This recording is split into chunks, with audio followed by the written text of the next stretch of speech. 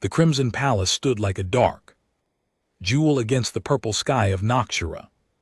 Prime, its towers reached toward the twin moons, and its walls were made of stone so black it seemed to swallow light. Tonight, thousands of lanterns floated through its halls, casting red shadows on faces that had not aged centuries. Princess Seraphina Vale stood before her mirror, but she did not see her own reflection. Her kind cast no reflection. Instead, she saw only the empty glass in the room behind her. Her handmaidens moved silently, adjusting her gown of midnight silk and placing silver chains in her dark hair. She was 412 years old, young by Valori standards. Her skin was pale as moonlight, her eyes the color of old blood. She was beautiful in the way a blade is beautiful, and every being in the galaxy knew her name. Tonight was the Blood Moon Gala. Tonight princes from 7 empires would come to court her. Tonight she would begin the ancient process of choosing a mate. She hated every moment of it already. Your Highness, said her chief handmaiden. The guests are arriving. Seraphina nodded and walked toward the great ballroom. Her gift, the rare ability to taste emotions, was already active. She could feel the crowd before she saw them. Hundreds of feelings pressed against her mind like waves against the shore. Greed, ambition, lust, fear, the same flavors she had tasted for 4 centuries. The ballroom was vast, its ceiling lost in darkness above. Crystals hung in the air, spinning slowly and casting fragments of light across the gathering. Representatives from dozens of species filled the space. The Zenturi stood in clusters, their crystalline bodies catching the light. The Draconians towered over others, their scales gleaming like armor. The Athethurans drifted like clouds of gentle light, and there near the great doors stood the human delegation. Seraphina had never paid much attention to humans before. They were a young species, barely 1,000 years into space travel. They lived such short lives, burning out in less than a century. The galaxy considered them curious but unimportant children playing among ancient giants. The human ambassador was a woman named Grace Leu. She was small and composed, her dark hair streaked with gray. Beside her stood several aides and guards. One of them caught Seraphina's attention. He was tall for a human, with brown hair and tired eyes. He wore the simple uniform of Earth's diplomatic corps. He stood slightly apart from his colleagues, watching the room with quiet interest rather than nervous energy. Seraphina tasted his emotions without meaning to, the way one might catch a scent on the wind. She stopped walking. His emotions were different. She had tasted millions of beings over her long life. Most of them felt the same underneath their surface feelings: calculation, self-interest, hunger for something they did not have. But this human felt like standing near a fire on a cold night. There was warmth without demand, curiosity without agenda, a gentle sadness that made everything else more real. Your Highness, her handmaiden touched her arm. The princes are waiting. Seraphina forced herself to move. She took her place on the raised platform where her father, the Emperor, sat on his throne of black glass. Her brother Malishar stood nearby, his eyes scanning the crowd for threats. One by one, the alien princes approached to present themselves. Prince Kelder of the Zenturi Dominion came first. He was made of living crystal, beautiful and cold. He bowed and spoke of the great alliance their union would create. Serafina tasted his emotions. Calculation, like ice without flavor. Prince Vorax of the Draconian hegemony came next. He was massive. His scales, the color of dried blood, he spoke of strength and conquest in the empire. They would build together. His emotions tasted like metal and fire, ambition so hot it burned. Prince Lumias of the Athathuran collective drifted forward. Like a cloud of gentle light, he spoke of harmony and efficiency. His emotions were barely there at all, like trying to taste water. 4 more princes followed, each one powerful, each one offering wealth, armies, or ancient alliances, each one wanting her for what she represented, not who she was. Serafina smiled and nodded and said the proper words. Inside she felt nothing but exhaustion. When the formal presentations ended, the gala began. In truth, music filled the air, strange and haunting. Guests mingled and whispered and plotted. Serafina drifted through the crowd, accepting compliments and deflecting questions. She found herself near the edge of the ballroom, close to where the human delegation stood. The human with the tired eyes was looking at the floating crystals above. He seemed genuinely fascinated by them, not pretending interest for a political advantage, just honest wonder at something beautiful. He noticed her watching and quickly lowered his gaze. "Your Highness," he said, bowing his head, "forgive me, I did not mean to stare." His voice was warm and rough, like wood smoke. "You were looking at the crystals," Serafina said, "not at me. They remind me of something from home," he said. "Fireflies. They are small insects that glow in the dark. When I was a child, I used to catch them in jars and watch them blink." Serafina had never heard of fireflies. She had never thought to ask a human about their home. "I am Lieutenant Daniel Carter," he said, "attached to the Terran embassy. I know what you are." Serafina said, "Human, your species live such short lives." She expected him to be offended. Instead, he smiled, and the smile reached his tired eyes. "We do," he agreed. "Maybe that is why we try to notice beautiful things when we find them." Serafina tasted his emotions again. Still that warmth, still that gentle fire. No greed, no calculation, just a man standing in a room full of ancient powers, looking at floating crystals and thinking of childhood summer nights. Across the room, Prince Vorax was watching them with narrow eyes. Prince Miker had noticed too, his expression sharp with suspicion. Serafina knew she should walk away. The human was nobody. He had nothing to offer her, no power, no alliance, no army. But his emotions tasted like honey and fire, and she had been cold for so very long. "Tell me more," she said, "about these fireflies." Daniel Carter looked surprised. Then he smiled again and began to speak of summer nights on a small blue world where tiny lights danced in the darkness and children ran laughing through warm grass. Serafina listened, and for the first time in decades she forgot about duty. She forgot about princes and politics and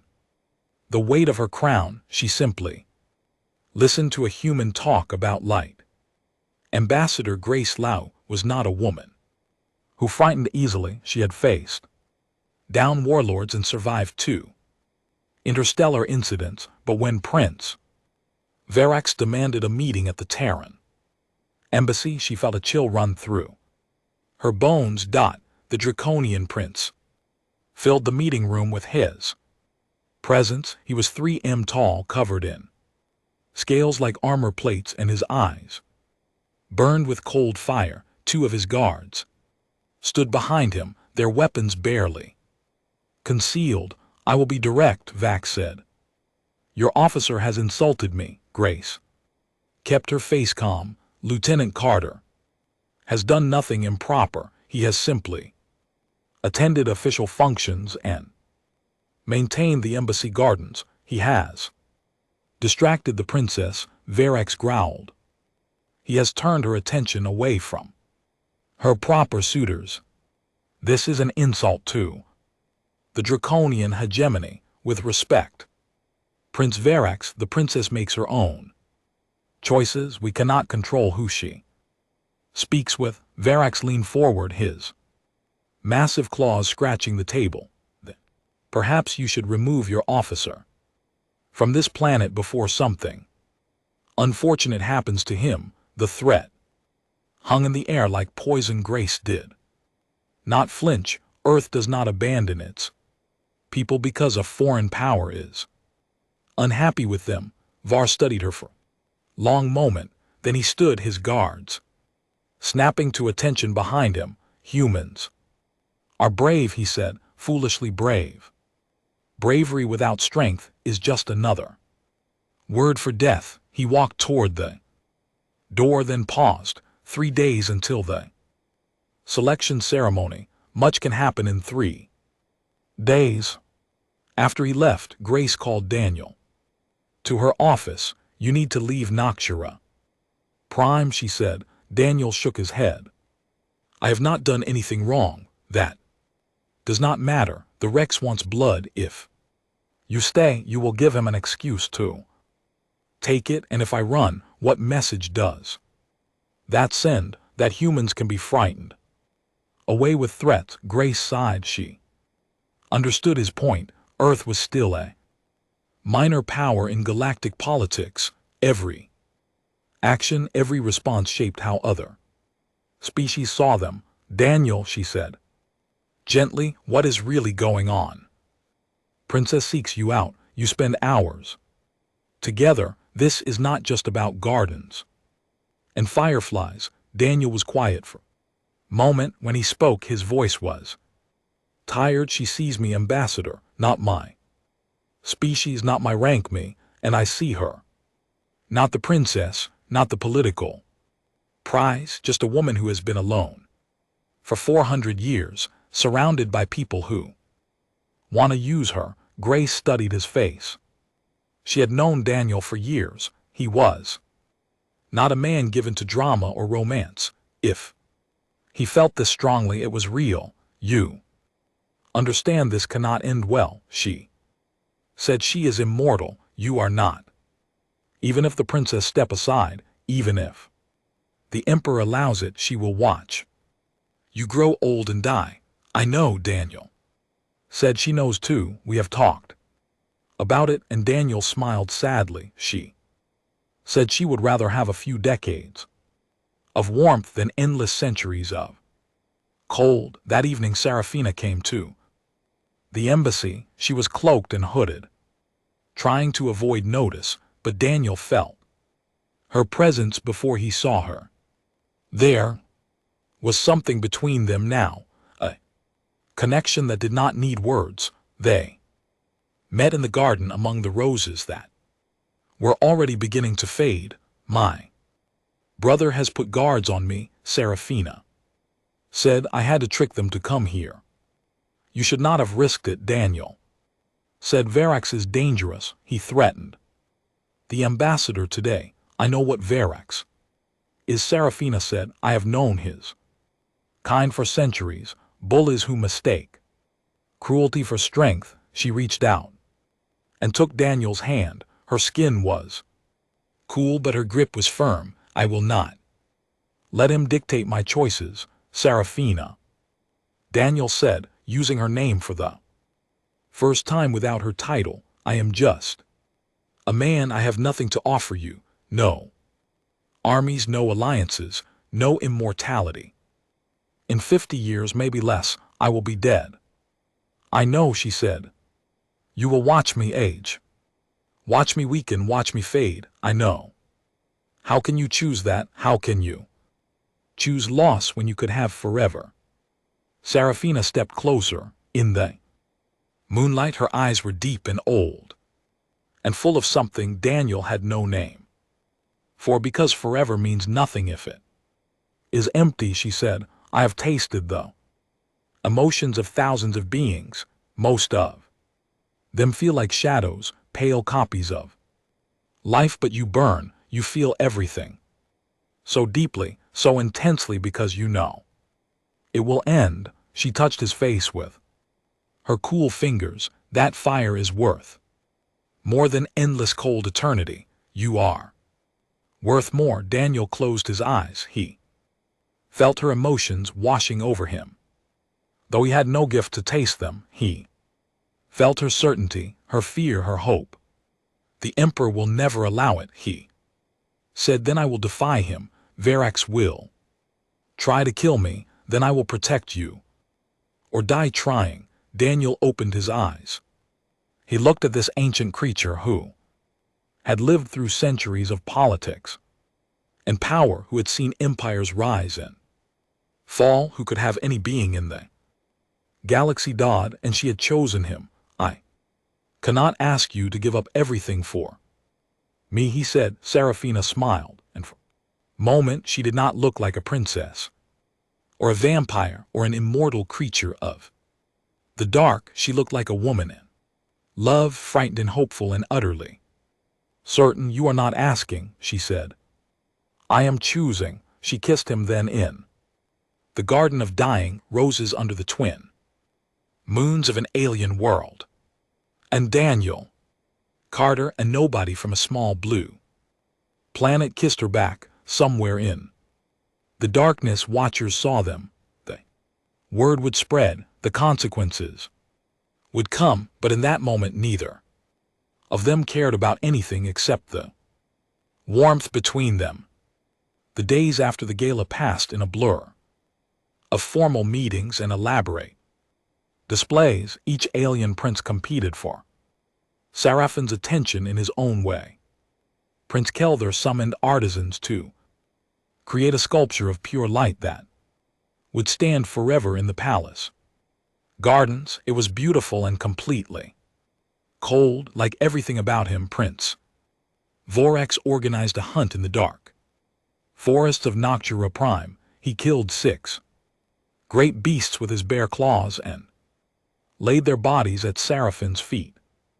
His pride tasted like copper in her mind. Prince Luminous composed a symphony of pure energy that played directly in the listener's thoughts. It was technically perfect and emotionally empty. Seraphina attended each display. She smiled and praised and played her role, but every evening when her duties ended, she found herself walking toward the Terran Embassy Gardens. Daniel had created something small and strange there, using soil shipped from Earth and seeds he had carried across the stars. He had grown a tiny garden. Roses bloomed in red and white and pink. Their scent was unlike anything on Noctura Prime, sweet and alive and somehow sad. They only bloom for a short time, Danielle explained one evening as they walked among the flowers. A few weeks at most, then they fade. That seems wasteful, Seraphina said. To create something beautiful that dies so quickly. Daniel touched a red rose gently. Maybe that is what makes them beautiful. They know they do not have forever, so they bloom as brightly as they can while they can. Seraphina watched his face as he spoke. The twin moons were rising, casting silver light across the garden. Daniel's emotions were steady and warm, like coals that had burned for a long time. You speak of flowers, she said, but you mean humans? He looked at her, surprised. Then he laughed softly. I suppose I do. We cannot help it. Everything we create, everything we love, we know we will lose eventually. Maybe that is why we hold on so tightly. The princes who court me will live for thousands of years. Seraphina said, they offer me eternity. Eternity sounds lonely, Daniel said. Lot of time to fill with nothing. Seraphina had never heard anyone speak of long life as a burden before. Among her people, mortality was a curse. Something to be pied, but Daniel made it sound different. He made it sound like humans had found a secret that immortals had missed. What do humans fill their time with, she asked. Love mostly.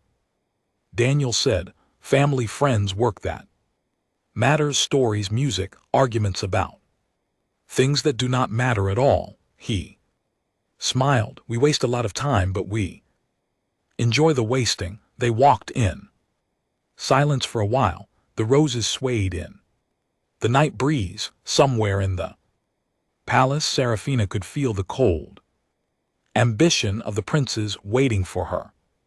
Their emotions like stones in still water.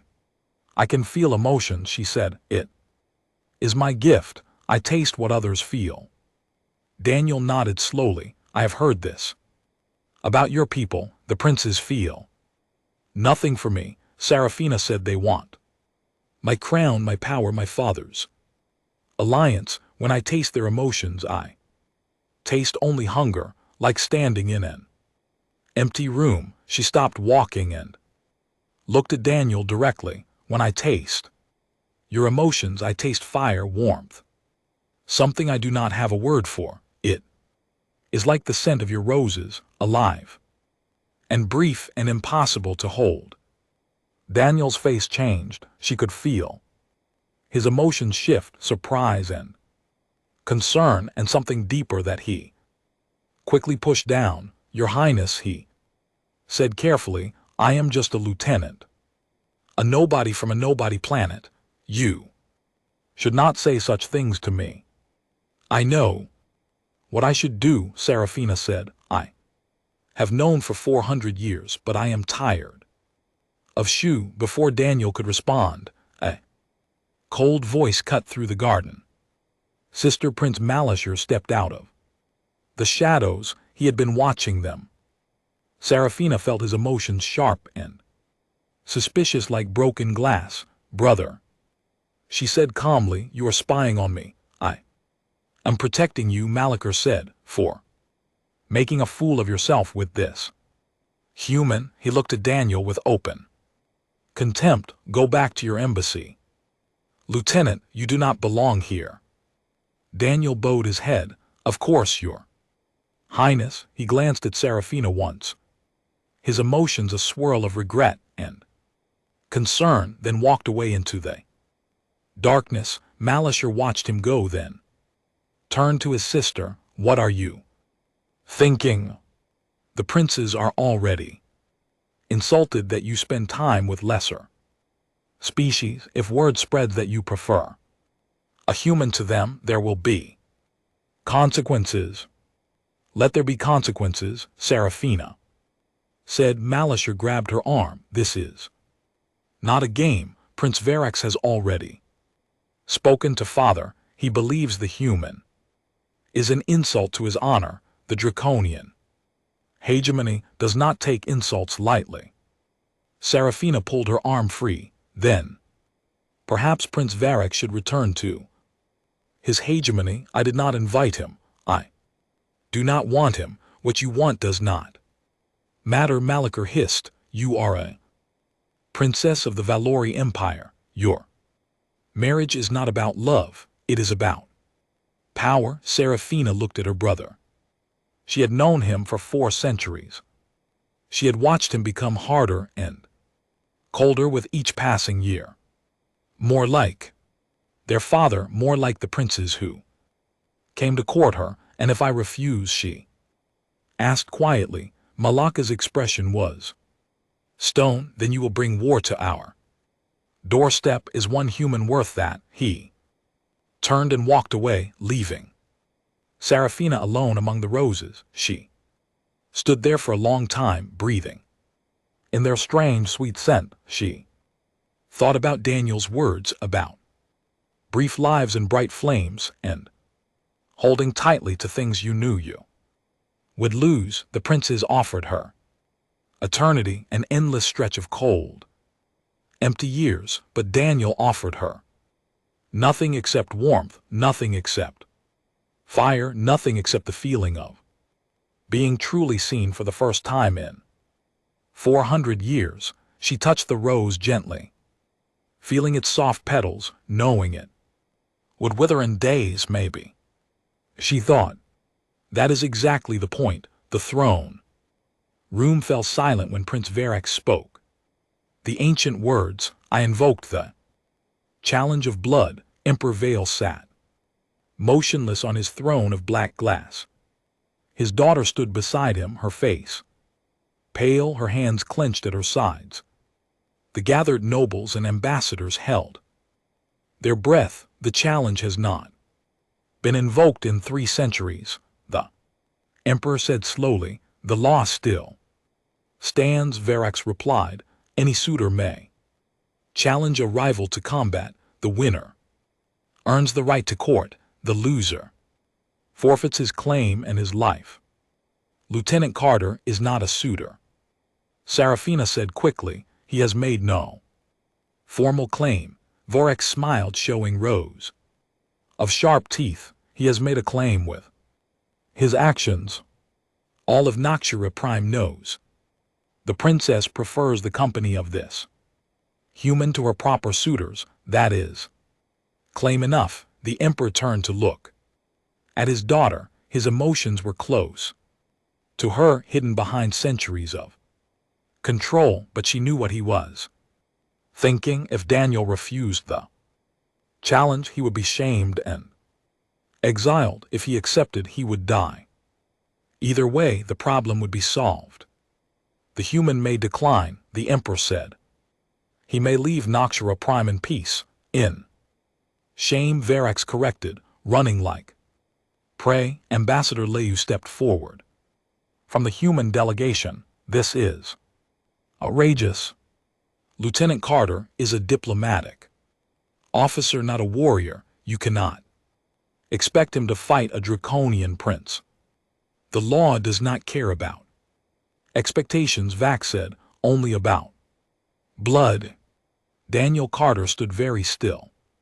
Among his fellow humans, he could feel every eye in the room on him. He could feel Seraphine's fear, sharp and desperate. Though he had no gift to taste it, he could feel the weight of what this moment meant. If he ran, he would survive, but humanity would be seen as cowards forever. Every human who came to Noxura Prime after him would carry that shame, and Serafina would be forced to choose one of the princes who saw her as property. If he fought, he would die. Verax was stronger, faster, and had centuries of combat training.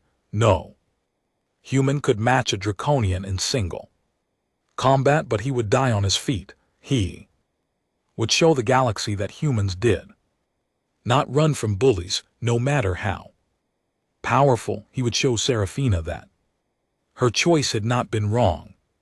I accept, Daniel said. The room erupted in murmurs. Ambassador Leyu grabbed his arm. Daniel, no, this is suicide. Maybe, he said quietly, but some things are worth more than survival. Serafina pushed through the crowd to reach him. Her eyes were bright with tears. She was too proud to shed. Please, she whispered, do not do this. I will find another way. I will defy my father, flee the planet, anything. Daniel took her hands in his. You chose me because I am human, because I feel things deeply and hold on tightly to what matters. This is what that looks like. I will not run from something I love. You will die. Everyone dies.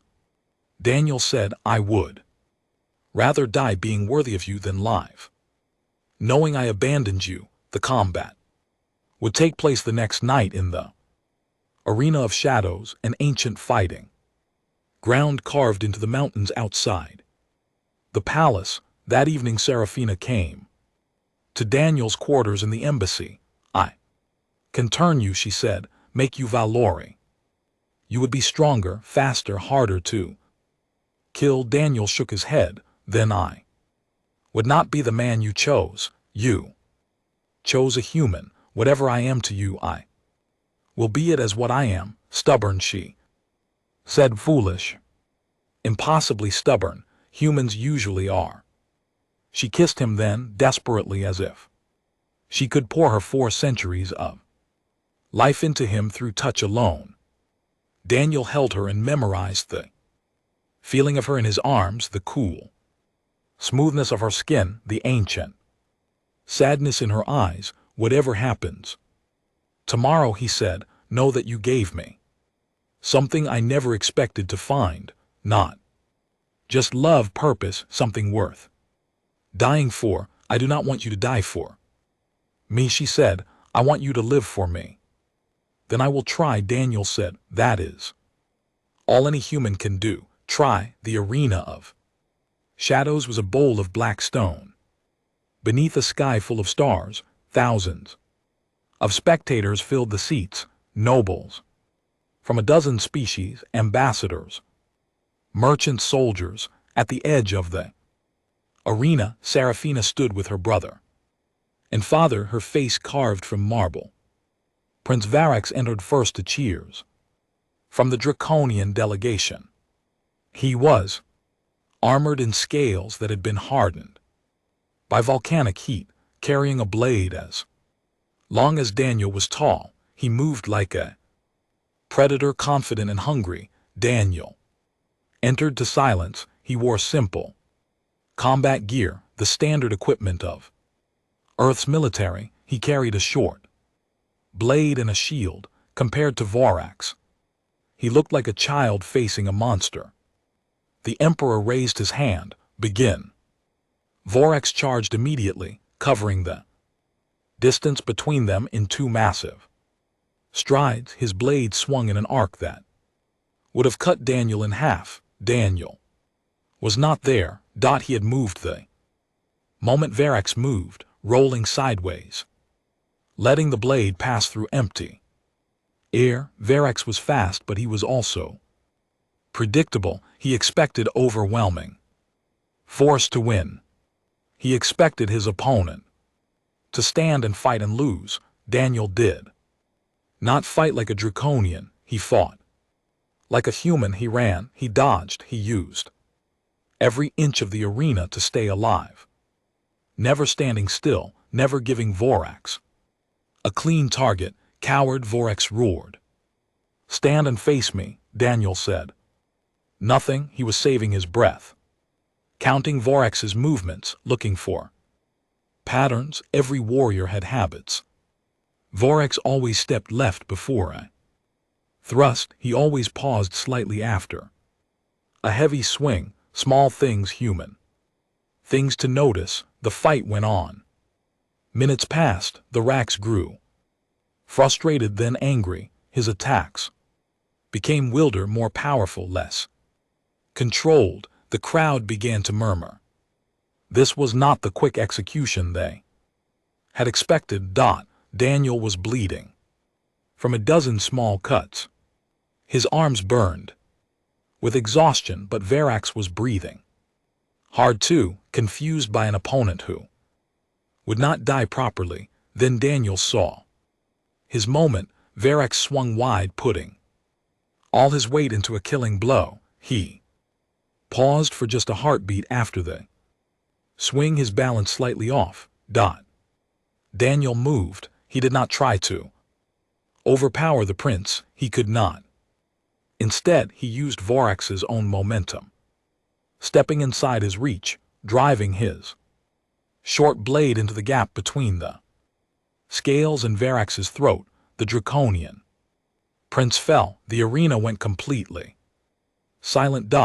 Daniel stood over him, fallen enemy, bleeding and exhausted and still alive. He looked up at the royal box, at Serafina, at the Emperor, at the galaxy watching. I am Daniel Carter, he said, his voice rough but clear. I am human, and I do not run from What I love in the crowd, Prince. Malishar felt something he had not felt. In centuries, he tasted the humans' emotions as Daniel spoke, and they burned like stars for the first time. He understood what his sister had found in this strange, brief creature, but courage without calculation, love without agenda, fire that burned, all the brighter because it knew it would not last. Thought the alien princes withdrew in disgrace. The human had won. But the hardest battle was still to come. The selection ceremony took place. 3 days after the duel, the throne room of the Crimson Palace had been prepared. For centuries of tradition, black banners hung from the ceiling, ancient crystals floated in patterns that told the history of the Valori Empire. Every noble family had sent representatives. The galaxy was watching. Emperor Vale sat on his throne, his expression carved from stone. Beside him, Prince Malishar stood in formal armor, his face unreadable. The other alien princes had departed in disgrace after Verax's defeat, but the Emperor had summoned a dozen Valori nobles from distant territories, proper suitors, acceptable choices. They stood in the line before the throne, ancient and powerful and cold dark. Princess Seraphina entered through the great doors. She wore a gown of deepest red, the color of old blood, the color of choosing. Her dark hair fell loose around her shoulders. Her pale face was calm, but those who knew her could see the fire in her eyes. She walked slowly toward the throne, passing the line of noble suitors. Each one stood straighter as she approached, hoping she would stop. Before them, each one tasted like ashen. Her mind, she did not stop. She walked past all of them, past her brother, past her father, until she stood at the edge of the platform. Daughter, the Emperor said, his voice echoing through the silent room. You must choose. I have chosen, Seraphina said. She turned and looked toward the back of the throne room where the human delegation stood in their simple uniforms. Daniel Carter was there, still bearing bandages from the duel, standing straight despite his wounds. I choose the human, Seraphina said. I choose Daniel Carter of Earth. The room erupted. Nobles shouted in protest. The Valori suitors looked at each other in confusion and anger. The Emperor rose from his throne, his ancient power pressing down on everyone present. You cannot, he said. The law requires you to choose from worthy bloodlines. The law requires me to choose from those who have proven themselves worthy, Seraphina replied. Daniel Carter defeated Prince Verax in single combat. He has proven himself more worthy than any suitor who's ever sought my hand. He is human. He will die in decades. Yes, Seraphina said, he will. And every moment with him will be worth more than empty centuries with beings who see me as property. The Emperor's face twisted with fury. I will not allow this. I will not let my daughter throw away her future on a mayfly creature who will wither and rot while she remains unchanged. Then you will have to kill me, Seraphina said quietly, because I will not choose anyone else, not now, not ever. The room fell silent again. Father and daughter stared at each other across 4 centuries of expectation and duty. Then Prince Malishar stepped forward. Father, he said, I must speak. The Emperor turned to his son, surprise flickering across his ancient features. Malishar had always been loyal, always obedient. He had supported the traditional choice from the beginning. I was there when the human fought, Malachar said. I tasted his emotions as he stood over his defeated enemy. I expected to taste fear or triumph or bloodlust. The usual flavors of combat. He paused, looking at Daniel with something approaching respect. I tasted love. Malashar continued, pure and desperate, and willing to die. I have lived for 600 years, and I have never tasted anything like it. Our sister is right. The human has proven himself worthy in the only way that truly matters. The Emperor stared at his son in disbelief. You support this madness. I support my sister's happiness, Malachar said. Something I should have done from the beginning. The nobles murmured among themselves. The situation had changed. With the crown prince supporting the choice, opposing it became more complicated. The emperor stood silent for a long moment, then he sat back down on his throne, suddenly looking every one of his 2,000 years. The law is clear, he said heavily. A choice made. The selection ceremony cannot be undone. If this is your choice, daughter, then it is binding. Seraphina bowed her head. It is my choice now and forever. The emperor waved his hand in dismissal. Then so be it. The ceremony is complete. Later that night, Seraphina found Daniel in the embassy gardens. The roses had almost all faded now, their petals scattered on the ground like drops of color. Only a few blooms remained, clinging to life in the alien soil. You did it, Daniel said as she approached. You actually did it. I told you I would, Seraphina said. She stood beside him, looking at the dying flowers. My father will never forgive me. Half the empire thinks I've gone mad. The other half thinks I am a fool. And what do you think? Seraphina turned to face him. In the light of the twin moons, she looked ancient and young at the same time, beautiful and sad and hopeful. I think, she said slowly, that I have spent 400 years doing what I was supposed to do, being what I was supposed to be, feeling nothing real, because real feelings are dangerous for someone who will live forever. She took his hands in hers. You showed me what it means to feel something worth the danger, to love something even though you know you will lose it. That is not madness. That is the only kind of sanity that matters.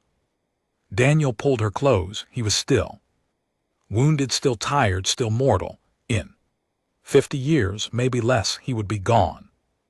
But right now, in this moment, he was exactly where he wanted to be. I cannot give you eternity, he said. I do not want eternity, Seraphina replied. I want every sunrise and every sunset, every ordinary morning and every quiet evening. I want to grow old with you in the only way I can, by watching you and memorizing you and loving you until there is nothing left to love. That sounds painful. It will be, she admitted. The pain means you cared about something real. I would rather hurt than feel nothing at all. Daniel kissed her forehead gently. Then we will make every moment count. We will live more in decades than most beings live in millennia. Is that a human promise? It is my promise, Daniel said, and I always keep my promises. They stood together in the garden of dying roses, watching the twin moons rise over an alien world. Behind them, the Crimson Palace loomed, dark and ancient. Ahead of them lay years of joy and sorrow, love and loss. Everything that made life worth living died in the months that followed. Rumors spread across the galaxy. The cold Valor princess had chosen a human, mortal, a creature who would wither and die while she remained unchanged. Some called it a scandal, some called it a tragedy, but others, especially the young, called it something else. They called it Hope. If the ancient Valori could find warmth in human fire, what else had the galaxy missed about the strange species from the small blue world? What other miracles were hiding in those brief bright lives on a 100 worlds in 1,000 quiet moments? Beings who had lived too long in the cold began to wonder. Maybe they thought there was something to learn from creatures who knew how to burn.